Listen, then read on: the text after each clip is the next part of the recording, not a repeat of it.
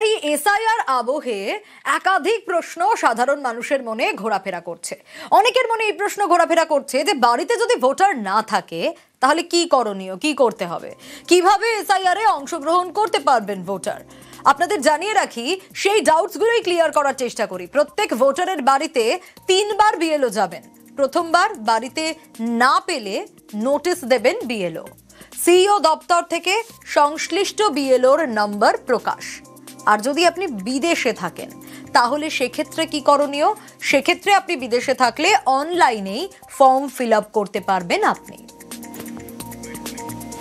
প্রত্যেকটা বাড়ি বাড়ি 3 বার যাবেন এবং যদি সেখানে গিয়ে দেখে তালা যদি থাকে তাহলে বিএলওকে নির্দেশ দেওয়া হয়েছে যে তিনি ফর্ম দরজায়, যদি সেরকম পরিস্থিতি থাকে, দরজার ভেতর দিয়ে ফর্মটা দিয়ে দেবেন এবং দরজার বাইরে নোটিশ দেবেন যে তিনি আরও 2 বার আসবেন। দ্বিতীয় ক্ষেত্র, যদি কেউ এই মুহূর্তে 1 মাসের মধ্যে, এই সময়কালের মধ্যে রাজ্যের বাইরে বা দেশের বাইরে থাকেন এবং তার পরিবারের বাকি সদস্য, প্রাপ্তবয়স্ক সদস্যরা বাড়িতে উপস্থিত থাকেন, সেক্ষেত্রে সেই ব্যক্তির ফর্ম ফিল আপ করে বাড়ির প্রাপ্তবয়স্ক সদস্যরা তার ইনফরমেশনটা দিতে পারেন।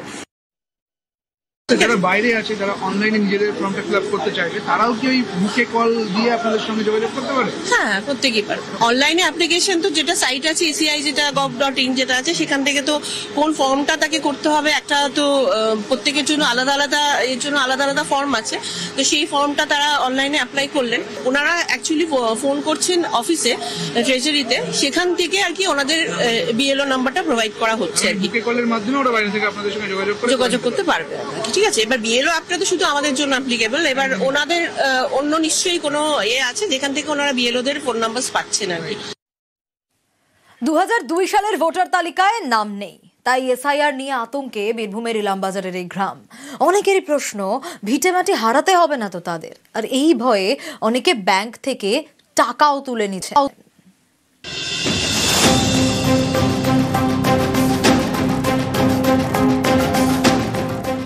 বীরভূমের ইলামবাজার থানার লেলেগড়। এসআইআর আতঙ্কে এখানকার অনেক বাসিন্দাই ব্যাংক থেকে তুলে নিচ্ছেন টাকা।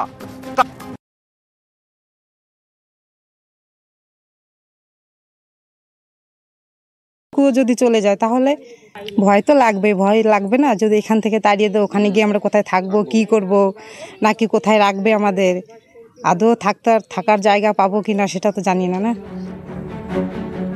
কেউ বাংলাদেশ থেকে এসেছেন 30 বছর আগে, কেউ 10 বছর আগে। ঠিকানা লেলেগড় সংলগ্ন বাদপাড়া, নিচুপাড়া। এখানকার ভোটার তালিকায় অনেকের নামও আছে। এরই মধ্যে পশ্চিমবঙ্গে চালু হয়েছে এসআইআর। শেষবার এসআইআর হয়েছে 2002 সালে। নিয়ম অনুযায়ী 2002 সালের ভোটার লিস্টে নাম থাকলে কোনো নথি দিতে হবে না। সেই সময় ভোট দেওয়ার বয়স না হলে মা বাবা কারো নাম সেই সময়ের ভোটার লিস্টে থাকতেই হবে। এখানকার বাসিন্দাদের দাবি, 2002 সালের ভোটার তালিকায় নাম নেই। এতেই তৈরি হয়েছে আতঙ্ক। অনেকে বলছেন, এসআইআর এ তো ভোটার তালিকা থেকে নাম বাদ যাবে, এরপর যদি বাড়িঘর ছাড়তে হয় তখন কি হবে? সেই কারণেই ব্যাংক থেকে তুলে নিচ্ছেন টাকা, কারণ বাড়ি ছাড়তে হলে টাকাগুলোই যে সম্বল। খুব চিন্তায় আছি, আতঙ্কের মধ্যেই আছি। টাকা তুললেন কেন? টাকা তুলবো, এখন খাবো কিনা? তো টাকা যদি শেষ করে যায় তখন আমরা কোথায় বাঁচবো, কি করে খাবো?